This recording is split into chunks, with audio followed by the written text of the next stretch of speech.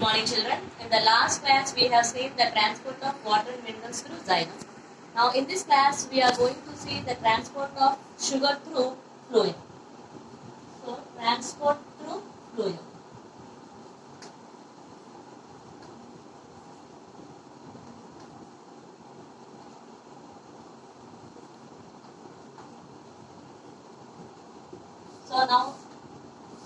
So now our concept is transport of sugar through phloem. So in this phloem, in this transport, we have two parts, which is called as source. The other one is sink. So there are two main parts in the transport through phloem. The first one is source, and the other one is sink. So now let us know what is the source and sink. So source is nothing but that part where the sugar is being synthesized or the sugar is being produced. We call that as source. That means take for example leaf. Leaf is going to prepare the food. So this can be considered as the source. And that part which is going to use this sugar for its growth, that is called as sink. That part of the plant which is going to use this sugar for its growth is called as sink. So take in this for example, leaf can be considered as the source and the stem tip can be considered as the sink, or the root also can be considered as the sink. So this source and sink relation is not constant because the food which is moved from the leaf will enter into the root, then from the root the food again may reach the stem tip or any bud or any flower where it is needed.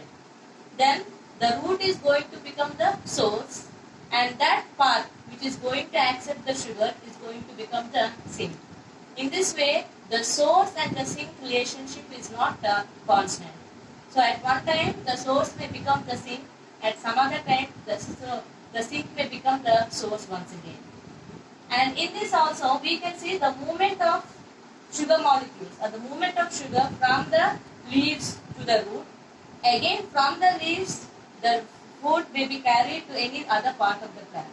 So the movement in phloem can be considered as bidirectional. Whereas in xylem,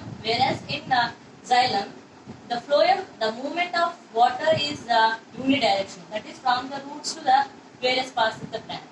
But in phloem, the movement is bidirectional. That is from the leaves to the roots, from the roots to different parts of the stem. So the movement in phloem is bidirectional. So this transport of sugar molecules in the phloem can be explained by means of a theory which is called as the pressure flow hypothesis. The hypothesis we call it as the pressure flow hypothesis.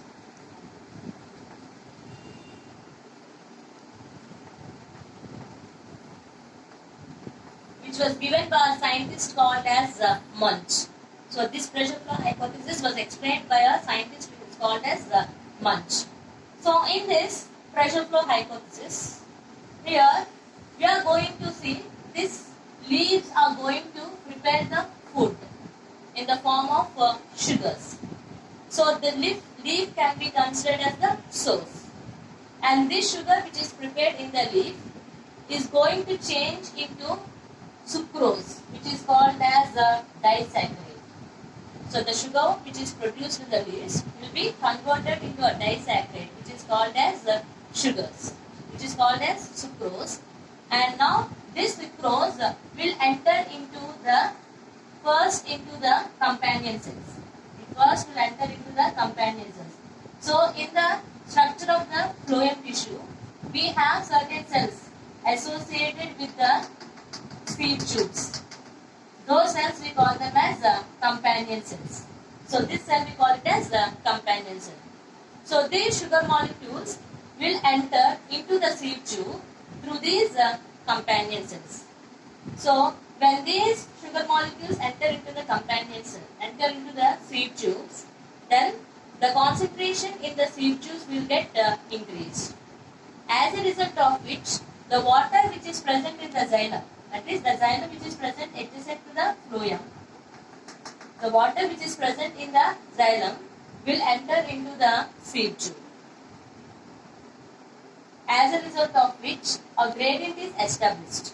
That is, more amount of higher concentration in the sieve tubes and less concentration in the xylem vessel.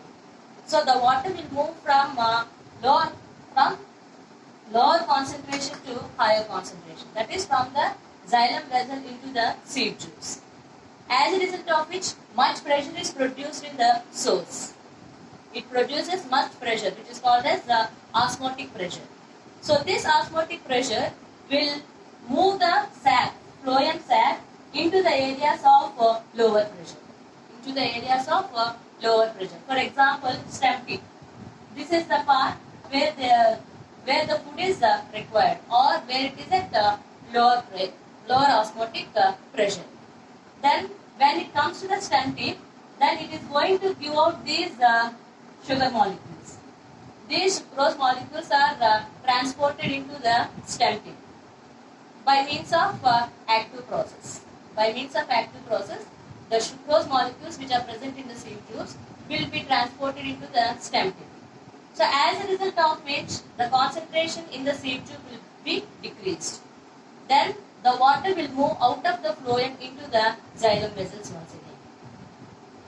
So in this way, at the source, the loading of sugar molecules is going to take place, as a result of which a water potential gradient is going to get established. That is, more amount of water in the xylem vessel and less amount of water in the phloem. So the water begins to move from the xylem into the phloem. Then as a result of which a pressure is built up, osmotic pressure, which moves the phloem sac into the areas where there is less osmotic pressure.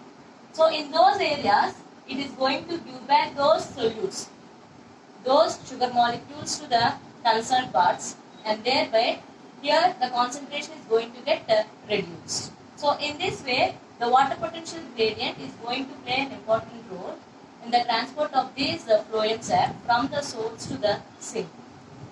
And that was explained by a theory which is called as the pressure flow hypothesis, which was given by Munch. A scientist called as Munch has given this hypothesis. Then this can be proved by means of a simple experiment. This can be proved. That means that the transport of the food through phloem is going to take place. That can be proved by means of a simple Gödel experiment. In this way, we are going to remove some part of the bark from a tree, including the phloem tissue. Then after some days, we can see the part above the phloem, the part above the cut stem will be swollen, because the food will get stored there, because there is no phloem below that. The food is going to get stored there, as a result of which the part above the girdle is going to become swollen and the remaining part is going to get dried. This shows that the transport of food is going to take place through phloem tissue.